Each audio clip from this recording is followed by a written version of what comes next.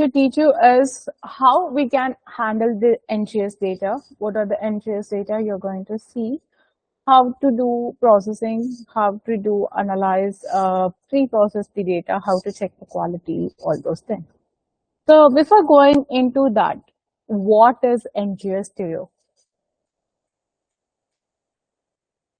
What is NGS? Why NGS is important in the field of life science currently? What makes matters over here?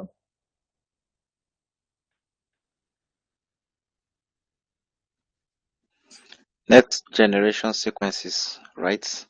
Yeah, that's to check for sequences of DNA, yeah, in an individual or in an animal or even plant. Yes, awesome. Thank you. So good. Uh, yes, we have larger amount of data. We need to do comparative analysis. Of course, yes. Yeah, we need to do classification, everything. Yes, so good. As you guys are told, it's absolutely right. NGS is focusing on sequencing a millions amounts of reads. Yeah, someone's mic is on. Focusing on millions amounts of reads.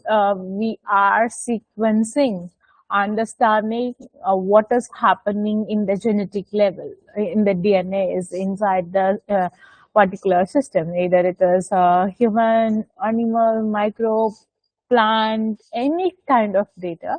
We can able to do sequence, we can able to do identify what is exactly happening. That's where the entry is focusing on. We can do sequencing of any kind of data, as I told.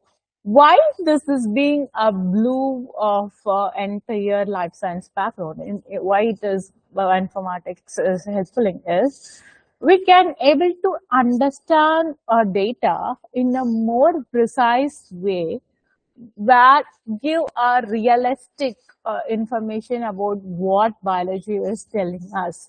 That's where the matters it. So that's where the state of next generation sequencing comes up. So we can able to do a sequence within hours, within a day. We can able to identify what is happening in the particular system. That's where that comes in.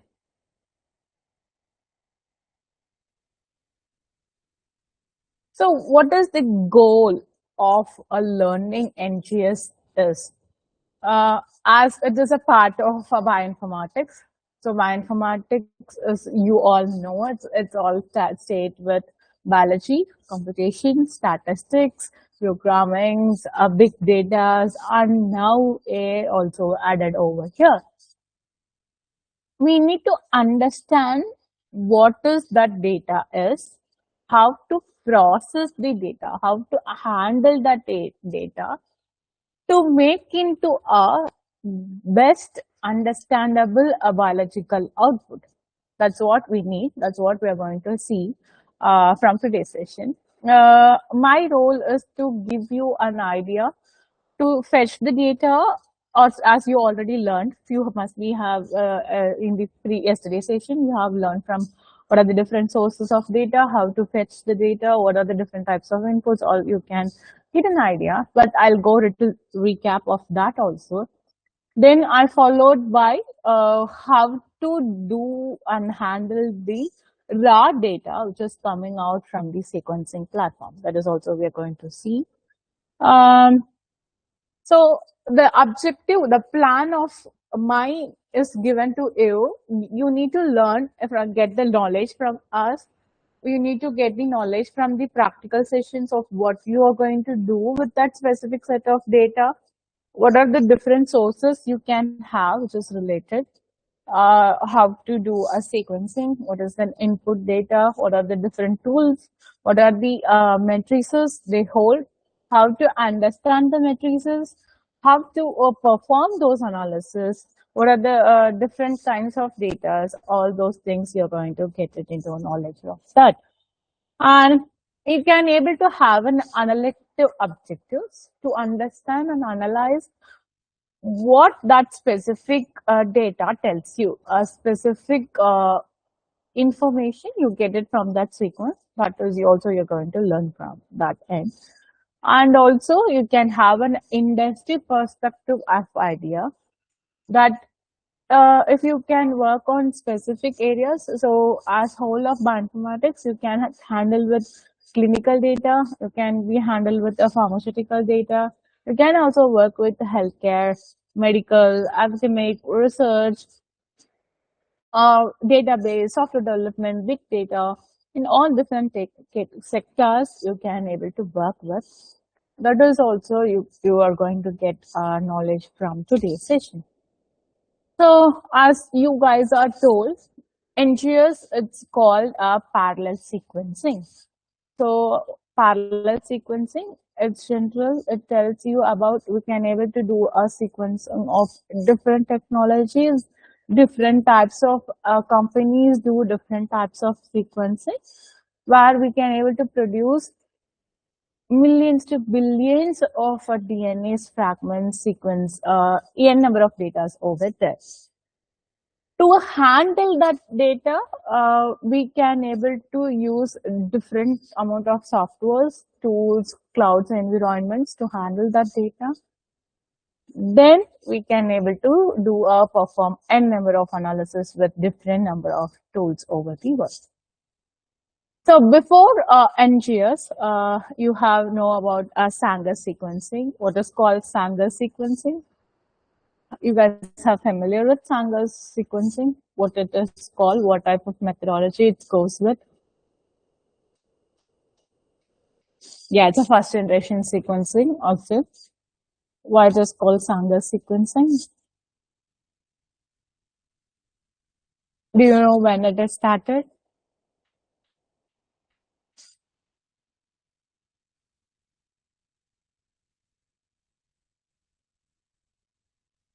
It was called from the scientist Sanger. Awesome. Yeah,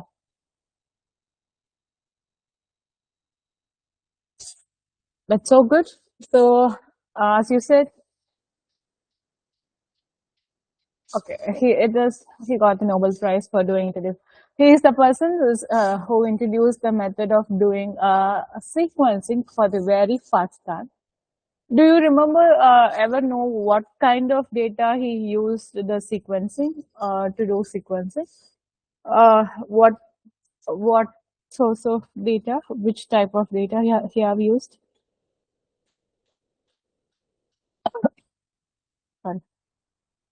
Okay, it's okay. So he first worked with a bacterial sample. Or yes, he developed in Sangas. It started in 1950s. He started doing sequencing with a fragment of a bacteria DNA. It takes a week. So the sequencing is called first generation sequencing, as you said, because it's a slow process. It is very expensive to till today to perform the sequencing process.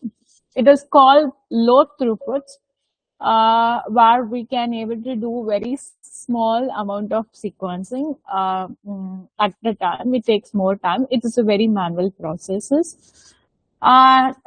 He is the man only made the methodology. It's called sequencing by synthesis methodology. It's a wet lab process where taken goes a synthesis of a library fragments will be there, and then where the sequencing we can able to get the raw data from the out.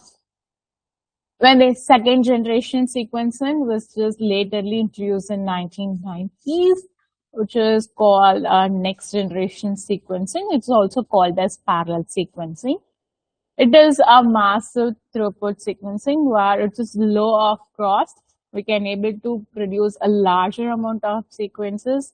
We can able to do a highly accurate data from the next generation sequencing. So that it now today in the world there are n number of softwares as companies having different types of sequencing platforms, tools to do sequencings, all those things. So that's what I told. There is a company which is called Illumina, another company which is called Oxford Nanopore, another company is called PacBio, that is called Pacific Biosciences. They have different types of sequencing machines. where they can provide with a different read length of 150 to 300 bases. Sometimes it is up to KB2s, MB sizes.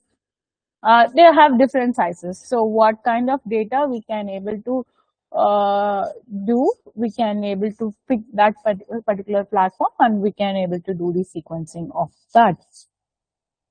Uh, do you guys know what is called a read length? So I have mentioned over here. So it's called read length. What does a read length means?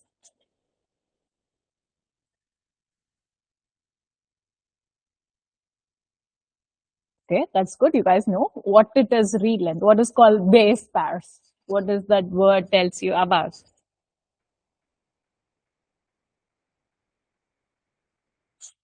Absolutely, the number of base pairs in the reads.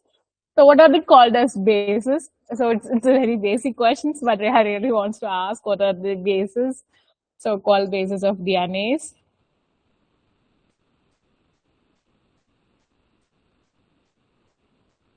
Awesome, that's good. We can able to sequence up to 600 bases per length. Yeah, absolutely possible nowadays. That's called long range sequencing. Okay, we have chosen. Awesome. Cytosine, adenine, thymine, all good. Thank you. It's good. You guys have known it very nicely. ABCG. Yes. Why we have chosen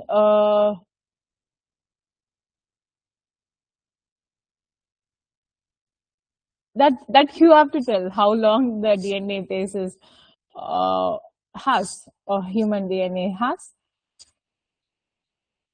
Yes, it's because of the nitrogenous basis. Awesome. Yeah. So, what is the size of a human DNA, human genome? 3 to 4 billion. Yes. I want to be. It need to be accurate.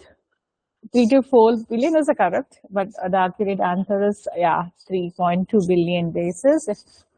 No, it's 3.2 billion bases is the exact correct human genome value. That is good. So we have chosen here to work with the microbiological data. So in microbiological data, it can be bacterial data, viral data, or any kind of data we can use it. Yeah, 3.2 billion bases. It's correct. That's good. Why we are choosing it for the first time, as you guys are working with the very first time of data, it has helped you to understand it very easily because the size of the microbial sample is very less. As you can able to see the bacterial genome, it's almost 5 MB. It's very less data when compared to a human DNA where it is across having a 3.2 billion bases. It's very larger amount of science. So it takes hours and hours to understand what is happening in that. So for that only, we are choosing a very small amount of data that we are focusing on a microbial data to understand, to give you an idea about how to perform, handle the NGS data. Uh, to go under understanding how the sequencing work, so sequencing is of four major types, which is complete our wet lab process. So it starts with a sample extraction, a PCR amplification, a library preparation, and then going with the sequencing process. So, simple phase one is all sample extraction. So we can get a sample from the extracted DNA from any samples, either the blood, cell, tissues, plasma, or any sources. We can get it. We need to extract it, isolate it, and we can going into a PCR amplification process where we can able to do amplification, all those things. Then the step three is all about library preparation. In that, we add the fragments, adapters at the end of each fragment to understand what is the exact length of what we are going to do sequence.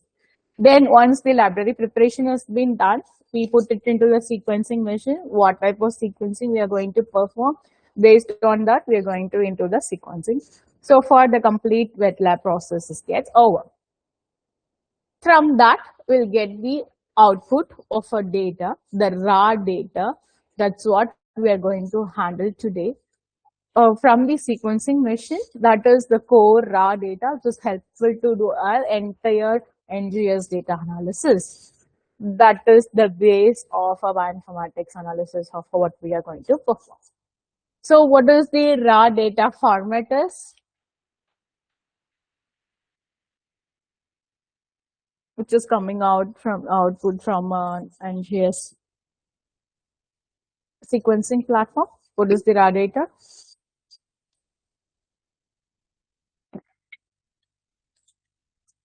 Is absolutely the FASTQ file. Um, Before converting into a FASTQ file, it will comes in a format of call a base calling file. No, it's not a FASTA file. It's a correct answer, which is coming out from the sequencing platform. That is the raw data to perform the analysis. Okay. Uh, what are the different types of sequencing methodologies you guys know? I'm asking about the methodology, not the platform. What are the different types of NGS methodologies you guys know with? Yesterday, the trainer, no, that's good. It's a sequencing or synthesis. That is a algorithm. It takes different types of methodology in the sense of um, whole genome sequencing, whole exome sequencing. I'm questioning about that. So, what are the different types you guys are familiar with?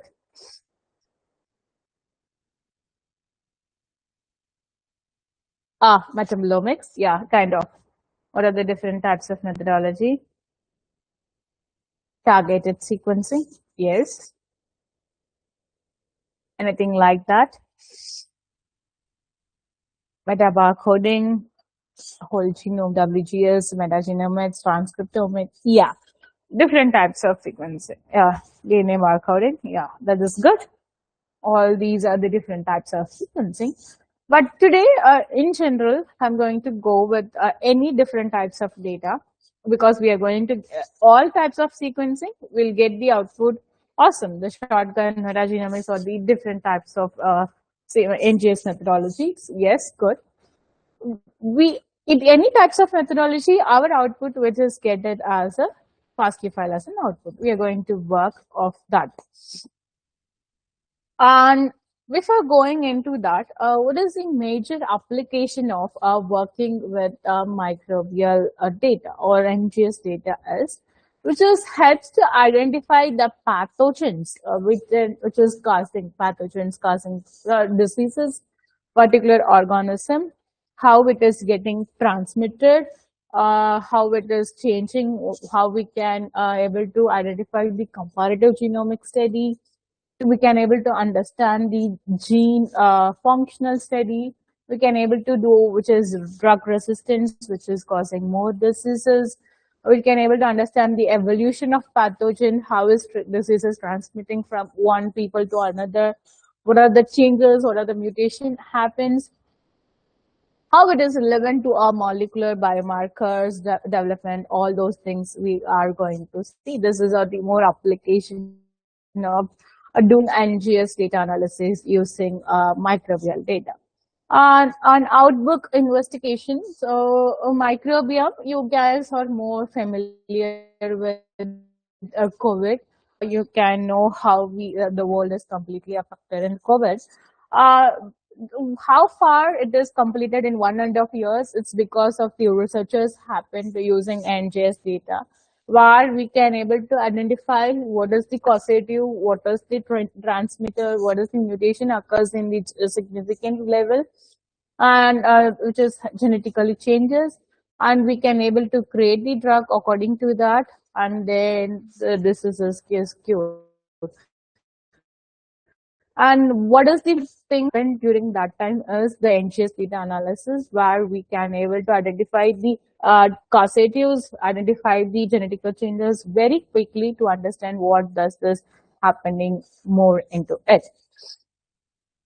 And more of NGS. NGS is helpful in the field of research application, where we can able to do comparative genomics, metagenomics, evolutionary studies, and the real world example of how genomic sequencing helps to identify the different transmission clusters in the world it is happening. Uh, just I have given the simple workflow of using RNA sequencing data. So what is called RNA sequencing data? What is RNA sequencing?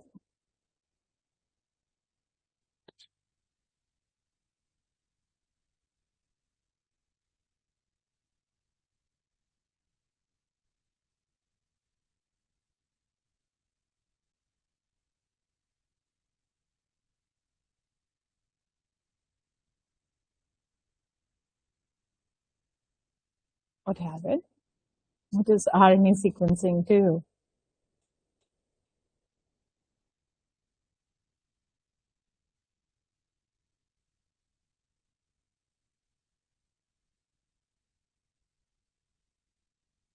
So RNA sequencing, which is all called as a transcriptomic sequencing.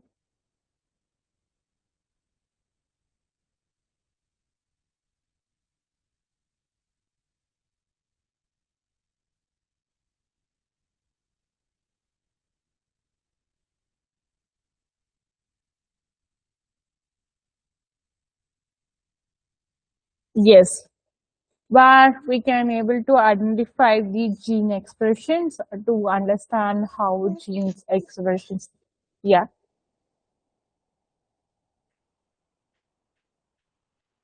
Yeah, to understand the expression level of a gene across different samples of different conditions. That is called RNA sequencing. So we'll get the raw data. So the first important process of any types of methodology is quality check, quality control. That is what we are going to do today. To do quality control, we need to get the samples from different sources, which is publicly available. So, anyone will have any question? Okay, fine.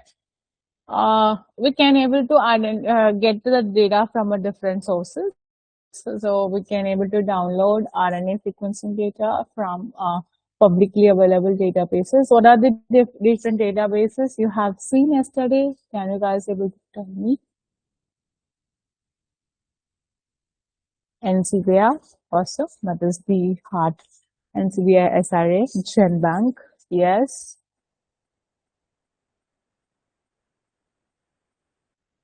Awesome. Okay, you have explored NCBI yesterday. Nice. That's good. Uh, Once we have downloaded the data, we need to do a quality check and then we need to do a pre-processing that is called a trimming and filtering. What is main role is to do trimming and filtering where we remove the low quality reads, unwanted adapters, all those things. And then we need to go into a main process that is where alignment, we do the read alignment, sorting, and then will go followed by variant calling process, mapping process, then it followed by annotation, and then function analysis, all those things. That's where entire process you're going to learn. But today, my role is to give you an idea about what is quality control, quality check, and then we'll do pre-processing and trimming process.